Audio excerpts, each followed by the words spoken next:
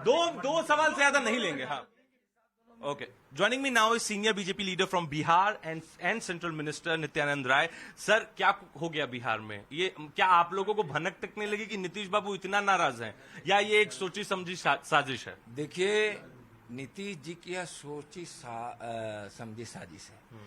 जो भी बोल रहे हैं यह उनका बहाना है,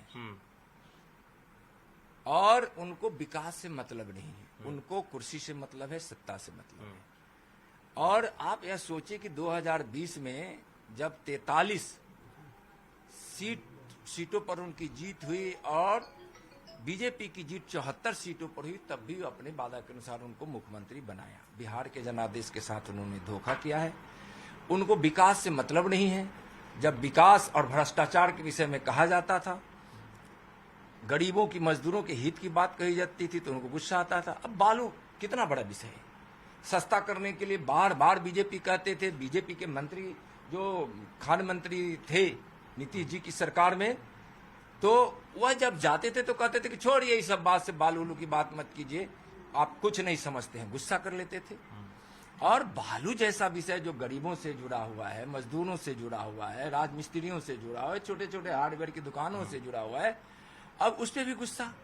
जब उनको यह कहा जाता था कि शराबबंदी ठीक है, लेकिन आपके सारे थाने के प्रभारी शराब के कारखाने चलवा रहे हैं, आरजेडी के गुंडे शराब के कारखाने चलवा रहे हैं, आप उस पर कार्रवाई कीजिए, तो उस पर भी गुस्सा।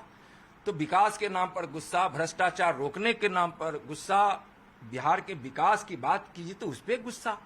तो वादा खिलाफी तो उन्होंने किया है, बीजेपी ने तो वादा निभाया था, वादा उन्होंने तोड़ा है, विश्वासघात उन्होंने किया। विश्वासघात ही नहीं, महाविश्वासघात। अच्छा, आप बहुत जल्दी में एक बिहार के जनादेश का उन्होंने अपमान किया। एक आखिरी सवाल आपसे पूछ रहा हूं। 2010 में नीतीश बाबू के लिए कहा जाता है उन्होंने एक सपना देखा था देश के प्रधानमंत्री बनने का। अब उनको 10, 8, 9 साल बाद ये क्या फिर से कोई सपना उनको दिखा दिया है, या क्या उनको ऐसा लग रहा है कि 2024 में यह प्रश्न ही मजाक जैसा है। क्यों? अच्छा खासा अच्छी छवि है उनका, आप लोग भी उनके साथ नहीं, यह प्रश्न ही मजाक जैसा है। इस देश के गरीबों ने मसीहा अपने प्रधानमंत्री जी को मान लिया है, और प्रधानमंत्री जी को जीवन भर के लिए प्रधानमंत्री पद पर रखने का मन बना चुका है।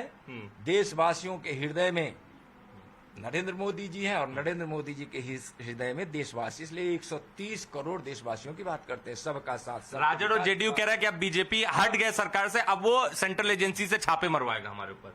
देखिए, यह कोई कहता है तो गलत कहता है।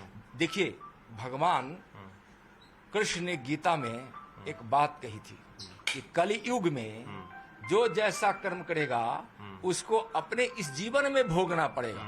सबको अपने अपने कर्म के अनुसार जो करेगा उसको ऐसा भोगना पड़ेगा। इसमें किसी के कहने से और किसी के करने से नहीं होगा।